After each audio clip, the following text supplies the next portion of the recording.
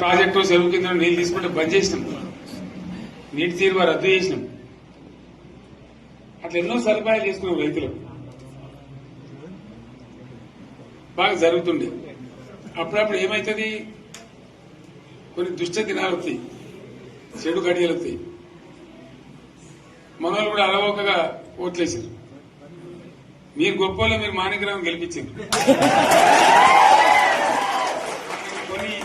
కొన్ని నియోజకవర్గాలలో అత్యాశకు పోయి నేను చెప్పినప్పుడు అప్పుడు మంది మాటలు పట్టుకొని మారమానం పోతే మళ్ళీ వరకు ఇల్లు కాలిపోతారు.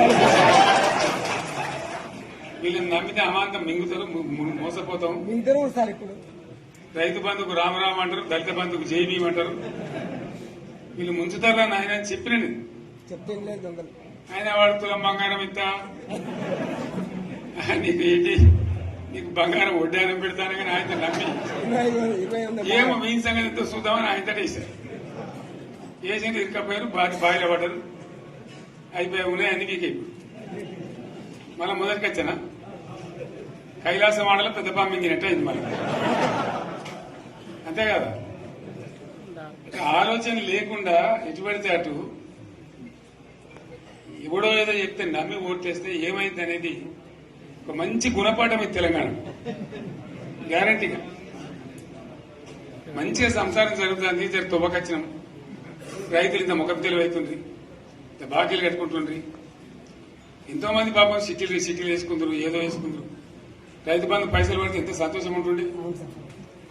ఆయన మీద గంగలు గడిచిపోయింది. ఇప్పుడు వాడు ఇద్దడో ఏడో భగవంతుని కనుక ఇచ్చినప్పుడు మోసం. ఏదో మళ్ళీ ఎలక్షన్ కోసం దానికోసం చేస్తారు తప్ప కడుపు నిండా ప్రేమ ఇచ్చేది ఇట్లే ఉంటుందా? సర్పంచ్ ఎలక్షన్ పెట్టింది సార్. మనం ఉన్నప్పుడు కరోనా వచ్చింది. కరోనా వస్తే కూడా నేను రైతు బంధు ఆపలేదు. కరోనా వచ్చి రాష్ట్రానికి రూపాయి ఆదాయం రాకపోయినా 4-5 మంచి స్కీములు తెచ్చి ఇవాళ కాపాడుకున్నాం. గౌరవంగా బతికింది రైతులు. బీమా వచ్చినండి. రైతు బీమా పెడితే ఎంతమందికి సాయం జరిగింది? గుంట భూమి ఉన్న కూడా మంచిగా సాయం జరిగింది. చిన్న రైతు కూడా సాయం జరిగింది. అట్లా అందరికి మనం గొర్రెల కాపలకు గొర్రెలు వేయడం కానీ, చేప పిల్లలు కానీ, అనేక రకాల అన్ని వర్గాల ప్రజలను ఎట్లా ఆదుకోవాలని అట్లా ఆదుకున్నాం. మా తెలంగాణ కదా మేము తెచ్చుకున్నాం కష్టపడి. మా వాళ్ళందరి పైకి రావాలి. కాంగ్రెస్ గవర్నర్ ముస్లింలో ఓట్లేసుకున్న తప్ప ముస్లింలకు మనం చేసిందా? ఇమాం మౌసాలకి మన జీతం ఇచ్చిందా? మనం వచ్చినాకనే ఫస్ట్ టైం వాళ్ళని గుర్తించి వాళ్ళని గౌరవించుకున్నాం. ముస్లిం మైనార్టీ పిల్లలకు, మన గిరిజన పిల్లలకు, మన ఎస్సీ పిల్లలకు, మన బీసీ పిల్లలకు ఎంత మంచి రెసిడెన్షియల్ స్కూల్ పెట్టుకున్నాం. అందరినీ కూడా ముందు తీసుకుపోవాలి. ఇవాళ మన కళ్ళ ముందని నాకు బాధ కలిగేది ఏంటంటే, చిన్న వర్గాల ప్రజలు కాన్వెంట్ స్కూళ్ళలో చదివించలేరు.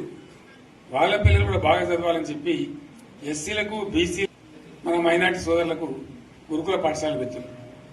అద్భుతమైన చదువు చదువుకునే వాళ్ళు. ఇవాళ మొత్తం రోజు బడి పిల్లలు విషాహారము, కడుపు నొచ్చుడు, బాధపడు, పురుగులు అన్నం పెట్టుడు. పిల్లలు వెళ్ళిపోతున్నారు ఆ స్కూళ్ళ నుంచి, ఇళ్లకి వెళ్ళిపోతున్నారు. తల్లిదండ్రులు కూడా భయపడి తీసుకుపోతున్నారు. ఏం ఘోరం ఇది నాకు అర్థం కాదు. మళ్ళీ ఇది చేసిన కూడా ఇప్పుడు మళ్ళీ అదే కాంగ్రెస్ పార్టీ. అంతేనా? మళ్ళా పాత కాంగ్రెస్ మోపోయింది, మళ్ళా కరెంట్ కోతలు మోపోయినాయి. వెనకాలం ఇంకేం గత అవుతుందో మార్చి ఏప్రిల్ ఏమవుతుందో. ఇంకా కరెంటు కోతలు మోపోయినాయి, మంచినీళ్ళు సరికొత్తలు, అడిగే నాతులు లేడు. ఎవడన్నా గట్టిగా నిలదీసినట్టు వారికి పోలీసు నిలబట్టేయడం. ఇదేనా రాజ్యం? ఇట్లా ఉండదా రాజ్యం? ఎందుకు వచ్చింది ఈ పరిస్థితి చెప్తా. నాకేం గుర్తులేదు. నేనేమంటున్నా అంటే, ఇట్లా అనేక పనులు చేసుకున్నాం మనం. గోదావరి నుంచి నీళ్లు తెచ్చుకున్నాం. నీళ్లు తెచ్చుకొని మంచినీళ్ళ తర్వాత సాగునీళ్ళు ఎంబడబడ్డాయి. మెదక్లో యువతల ప్రాంతం అంతా కొంత అందినే నీళ్లు, పాత మెదక్ జిల్లాలో.